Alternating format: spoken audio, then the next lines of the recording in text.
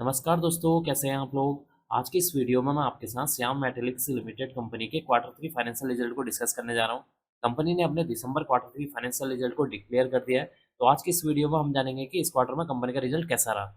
अब आपके सामने है कंपनी का क्वार्टरली रिजल्ट। देखिए, इस क्वार्टरली रिजल्ट में हम सबसे पहले बात कर लेते हैं कंपनी की सेल्स के बारे में। इस क्वार्टर में कंपनी की 4,421 करोड़ की यहाँ पर सेल्स हुई है। प्रीवियस क्वार्टर में 4,467 करोड़ और प्रीवियस ईयर के साथ कंपेयर करेंगे तो 3,756 करोड़ की यहाँ पर सेल्स देखने को मिली हुई है। इसका मतलब कि कंपनी की रिवेन्यू को अगर हम year on year wise compare करते हैं तो इस क्वार्टर में कंपनी का जो रिवेन्यू है उसमें एक अच्छी खासी 17% का जंप देखने को मिल रहा है, जो कि इसके लिए एक पॉजिटिव पॉइंट है। डिस्कस कर लेते हैं कंपनी के एक्सपेंसेस यानी कि खर्चों के बारे में।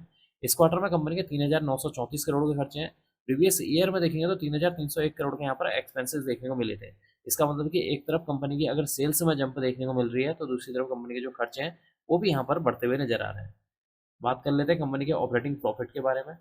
इस क्वार्टर में 487 करोड़ का ऑपरेटिंग प्रॉफिट है। अगर हम इस ऑपरेटिंग प्रॉफिट को प्रीवियस ईयर के साथ कंपेयर करते हैं तो प्रीवियस ईयर में 456 करोड़ का ऑपरेटिंग प्रॉफिट देखने को मिला था। इसका मतलब कि इस क्वार्टर में कंपनी का जो ऑपरेटिंग प्रॉफिट है उसमें एक हल्की सी जंप देखने को मिल रही है और ये जंप है 6% की।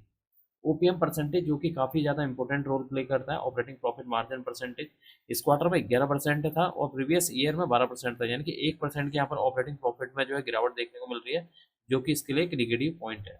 डिस्कस कर लेते हैं कंपनी के प्रॉफिट बिफोर टैक्स के बारे में। 270 करोड़ का प्रॉफिट बिफोर टैक्स है इस क्वार्टर में। प्रीवियस ईयर क्वार्टर में देखेंगे तो 263 करोड़ का यहाँ पर कंपनी का प्रॉफिट बिफोर टैक्स देखने को मिला था। इसका मतलब कि इस क्वार्टर में कंपनी का जो प्रॉफिट बिफोर टैक्स है वो भी यहाँ पर बढ़ता हुआ नजर आ रहा है। डिस्कस कर लेते हैं कंपनी के नेट प्रॉफिट यानी कि मुनाफे के बारे में कि एंड में कंपनी को कितने करोड़ का मुनाफा हुआ है। देखिए, एंड में यहाँ पर कंपनी को 198 करोड़ का मुनाफा है। प्रीवियस क्वार्टर में 260 करोड़ का था और प्रीवियस ईयर में देखेंगे तो 197 करोड़ का मुनाफा देखने को मिला हुआ है।